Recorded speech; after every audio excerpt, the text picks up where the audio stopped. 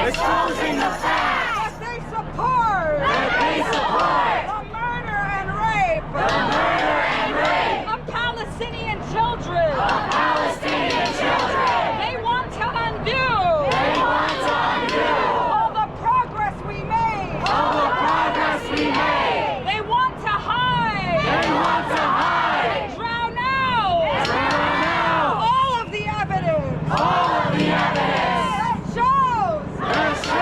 They have blood on their hands.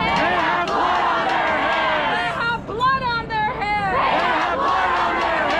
They are guilty. They support genocide. They support ethnic cleansing. They have been caught. And they are on notice. They want everyone. Forget about Palestine. They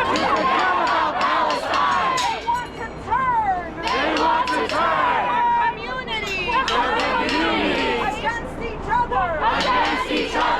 They want us to think that our struggles are separate when they could not be any more linked than they are today. And Harlem knows that. This is why we all showed up in full force. And you stood here. And we'll stand here. For hours.